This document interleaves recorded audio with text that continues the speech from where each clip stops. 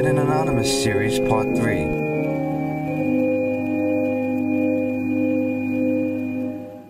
So these are, things to remember is, above all, is we are all gifts and gifted in this everlasting Christ Mass. We all contain a spark or a portion of the divine within us, and we have to search and dig and finally surrender our limited selfish selves, right, to rejoin or yoke onto the greatness of being all that we can be, to take it away from that other service. In order to realize we are individuals, conscious, subconscious, superconsciously meant to be unified, yet to be part of the whole. So we're individuals, we're unique, can know ourselves to be ourselves, yet a part of the whole. Like individual cells operating within the whole body to be of a helpful and hopeful service down here. It's like we are playing, it's almost like we're playing tag with God and each other, and right now, you are it. We're a game of tag when we were kids. Another one out there is still in the body. It's Andrew Harvey. He was born in India, and he left at 9. He's the youngest teacher ever at Oxford at 21. I think he was with English, and I think French was his subjects. He also, French literature. And he's got a lot of talks also about, spiritual activism, and he wrote about 30 books, so he's a good speaker. You can catch him on YouTube. He's still with us. I think he's in his early 70s. And another one who has something to say. Well, it's interesting. A lot of times we think of the past as the past, but these examples of the past can be great foundations for the present. Well, it's like the saying is, God's the same yesterday, today, and tomorrow, so the truth doesn't change. It's our perceptions and us as individuals in these recent waves of entry into the planet, that we tap into these universal truths. It's a perennial philosophy. It's a perennial, truth.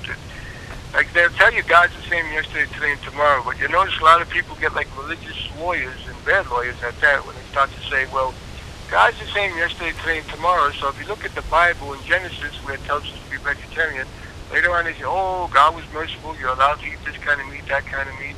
And in a world of increasing population and starvation, 25,000 children a day, and cancer going up, and heart disease going up, and trees chopped down so cattle could graze for 2 years. It's like a death spiral that these corporations without ethics, it's like a cancer. Just like they make money off of cancer when there's cures. They'll do the same thing to the planet itself. They say we need 3 planets to where we're consuming. We don't have 3 planets. So it's going to end one way or the other.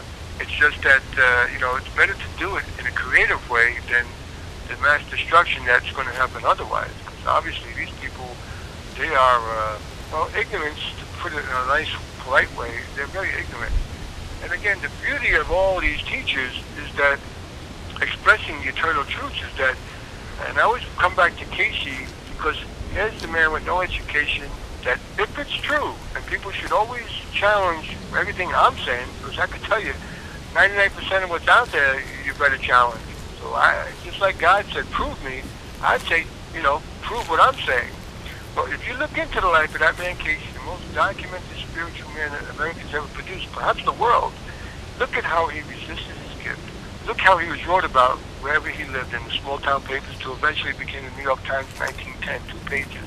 You had one honest doctor saying, we got to investigate this guy. How did he know more than me with no education growing up on a farm than all my education? We have to investigate. And look at the investigations that happened. Look at the abuses they did to him. And wherever he lived, they wrote about him. And the way that he diagnosed people given up by doctors. The beauty of all this, again, is that it verifies that the invisible is real. Because how could he see a body from Virginia Beach to anywhere in the world with just a name and address and diagnose like a doctor? That would verify that the invisible is real and it's practical and it's meant to be used on the earth, not spacing out in the sky somewhere. God is everywhere, including this planet. And not to divorce ourselves from what's going on down here with that kind of seemingly escapism like some drug. There's no escape. You're just prolonging the misery and making it worse. This is practical. Spiritual truth is practical. It's feet on the ground, head in the stars. And the beauty is, again, the invisible world is real. It's intelligent. I was reading. I just finished a book called The Essence of Self-Realization. Another one of my, I have to say, teachers, of God through them. It's called The Essence of Self-Realization: The Wisdom of Power by Hanzo Yogananda, by Donald Walters, another sweet man that I met years ago. Very intelligent, very joyful. And this is one of the essences of the book. I think if I can see, right? It says, life as seen through the eyes of worldly people seems infinitely complex. Mankind is driven by countless desires and seeks their fulfillment in innumerable ways. Certain fundamental drives there are. Charles Darwin identified the first of these drives. Life, he declared, is a ceaseless struggle for survival. This statement, however, is incomplete. Survival is one of life's fundamental instincts, certainly, but survival for what? Survival in a state of coma? Surely not. Consciousness, too, is a need universally felt. Living creatures not only want to exist, they want to be conscious of their existence. A third drive must be added, without which even perpetual conscious existence would be incomplete. For if a creature experiences too much suffering for too long, may it not prefer death to continued consciousness or existence? Living beings want to be conscious of their existence, but they also want consciously to enjoy that existence. The fundamental instinct of life, then, may be summed up thus. This certainly adds on much more than what Darwin left off on. A desire for continued conscious existence and a state of perpetual enjoyment. For continued existence, we may substitute the word immortality. Thus do all beings reveal their divine nature, for this is what God is, ever existing, ever conscious, ever new bliss, or Satchitananda, as Swami Shankara Acharya defined him many centuries ago. God may be defined in countless ways as infinite light, power, wisdom, and so forth. The most meaningful definition of all, however, in terms of life's most fundamental drives, is Satchitananda. And the essence of the whole book is our inner nature is bliss. That's what we're all looking for, whether we're doing opiates or eating or searching, and even as he would say, even people in the mafia, everybody's searching for happiness, or joy. Of course, many go about it the wrong way and find out that what they end up with the riches with what they did, like a lot of these corporate heads. But again, if it's true what Casey was able to do, not only does it show that karma is as real as gravity. You can't see it, but it operates. And that mirror of truth needs to be, and I don't know anybody else in America, I've been looking for 43 years now, that is so detailed and meticulously in what happened with him, that if it's true, again, with all the doctors testifying and all the skeptics, and by the way, skeptics write the best books. Sidney Kirkpatrick, the recent biographer, did not believe in these things. The first biographer, Tom Segru, went to college with Casey's son, did not believe in these things. When he got sick, and the doctors gave him a prescription that they said would have bad side effects possibly, and he didn't listen to Casey's advice on how to do other things because it would involve some work. He got totally paralyzed. Went to live with Casey and followed the prescriptions advised from the higher source, and he recovered his arms, but not his legs. And he wrote that beautiful first book ever make me cry, There's a River. The biography of Casey came out 2 years before he died in 45. The book came out in 43. So, again, that mirror needs to be put up to these people. With 60 rich, 40, 11 hours to eat, they got half the world's wealth. So they're going into a competitive mode of who's going to be the top one, But those persons need to see that truth, that what they're doing, like David Rockefeller, we talked about once, he ain't here no more. He couldn't take that money with him. And he's going to find out he's not less than water. He still exists. And what he did to cause a lot of suffering down here, we all have to answer for what we do. There's a sowing and a reaping. So this should be a note of warning to these people. They got families, they got wives, they got mothers, they got daughters, sons, grandchildren. What kind of concern? If you're a gambling man, that's what corporate capitalism is. It's like a casino. They're gambling. Why do you want to gamble with your soul? What if there is something there and you really have to answer for what you're doing? Do you really want to take that gamble? Especially as you're realizing all the things you strove for, thinking you'll make you happy, it's not working? And your honesty of your own self that you won't admit to anybody else, unless people actually have the eyes to see through your eyes and sense your vibe, that it's not working. You got a chance to turn around. You guys got a chance, maybe there's a lady amongst them, you got a chance to make for a golden age. Stop spending money, as Martin Luther King said, and we spend more money on death and destruction than we are on life. We could have it could be funny competitiveness, although I like the word cooperativeness, to rebuild your countries, clean the water, go for clean energy, the solar, the wind. We don't need to be doing all these things. It's like McDonald's recently got 25% profit last year, and they still fired 2,500 people putting computers. They don't care about us. We're expendable to them. Don't support a system of debt. That should be our answer to those people acting like that. And the folks working there should, hopefully they'll get a job in some more healthier place. So. Well, you mentioned the consequences or the reaping what you sow, or some people say karma of what we do and who we follow. Are those spiritual forces that who we follow and what we do, that we create a certain outcome? Well, of course we create a certain outcome in the present here and now, but in the hereafter. Well, yeah. Or the spiritual, what's the spiritual consequences of following the wrong person or following the right people? Well, if you go with the Holy Book, which, by the way, once I said the Bible was a book about love, I know a lot of people might have heard that. So, what? There's a lot of warfare, there's a lot of this and that. The beauty of the Bible is, remember, it's a struggle for understanding God. I believe it's culminated in Jesus, who was Christed. But it's not, like the Jews, the ancient Jews, what was counted for righteousness is they tried to understand God.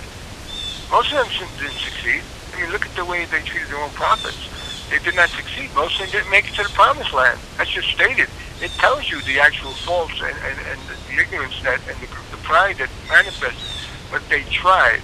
And like David, he sinned, but he never sinned the same sin again. But so it's honest in that. So when I say it's a book about love, it's a book, in essence, it's a book showing us how to be living a loving life, but it shows you what happens when we don't follow that, those loving reminders. The highest love in our lives we ever experienced in a relationship with most of us, or nature, with a pet, it's just a bit of what there is, but even that bit, which is higher than everything else compared to it in our lives, we know we can't express it totally with words. Words is just a cup to be filled by the Spirit, it's a chalice. But the ocean of Spirit is much greater than the expressions of even the geniuses. It's a big wave that comes in with their paintings or their dance or their movies, or their, whatever it is that they express creatively. And if you read their lives, they always tell you they only touched a little bit of what's there. So these are all the greatest minds, testifying that, there's much more than we can ever put into words. So we shouldn't get too caught up on the words, So in the Bible, there is an example of a very rich person who did not take care of the poor, and he was in a place of suffering. Now, I don't believe in an eternal hell anymore, because I think that very much limits the notion of a loving God. But I do believe in hell on earth and up in the spirit world, or down in the spirit world. But not forever. There is a compassion, much more than ours with God, and people are purified and sent off again down here to work out the insights, the reflections from the subconscious mind or the book of life, and have another chance. David Rockefeller will come back another time, until we get it right. I mean, this is a learning experience. We're here to learn what is love and how to express it, not just intellectualize about it, but how to express it. That's where the growth takes place, in expressing these concepts. So these are great examples of people who are, showing that these realities are true. And what more can you ask for when you see people who are uneducated?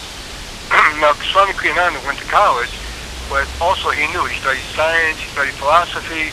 He found the limitations in them until he finally realized, the worthwhile study of man and woman is us.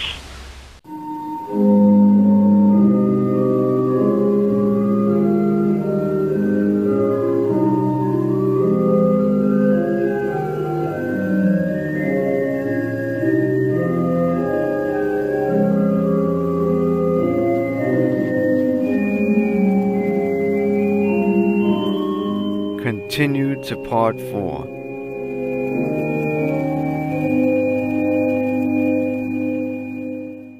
So these are, things to remember is, above all, is we are all gifts and gifted in this everlasting Christ Mass.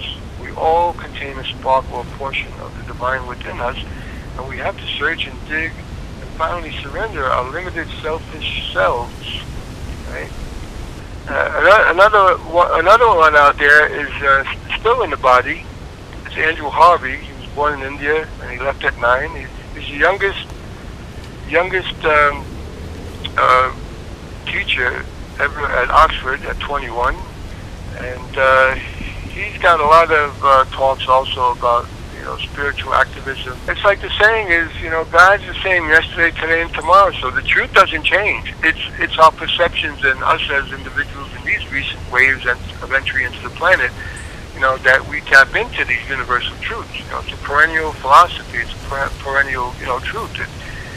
And I always come back to Casey because here's the man with no education that if it's true, and people should always challenge everything I'm saying, because I can tell you 99% of what's out there you better challenge. So just like God said, prove me, I'd say, prove what I'm saying. But if you look into the life of that man Casey, the most documented spiritual man that Americans ever produced, perhaps the world, I was reading, I just finished a book called The Essence of Self-Realization. Another one of my, I have to say, teachers, of God through them. It's called The Essence of Self-Realization, The Wisdom of Power by Hanzo Yogananda by Donald Walters, another sweet man that I met years ago. Very intelligent, very joyful. But again, if it's true what Casey was able to do, not only does it show that karma is as real as gravity. You can't see it, but it operates. And that mirror of truth needs to be, and I don't know anybody else in America, I've been looking for 43 years now, that is so detailed and meticulously in what happened with him. We all have to answer for what we do. There's a sowing and a reaping. Why do you want to gamble with your soul? What if there is something there and you really have to answer for what you're doing? Do you really want to take that gamble? I mean, this is a learning experience. We're here to learn what is love and how to express it, not just intellectualize about it, but how to express it. That's where the growth takes place, in expressing these concepts.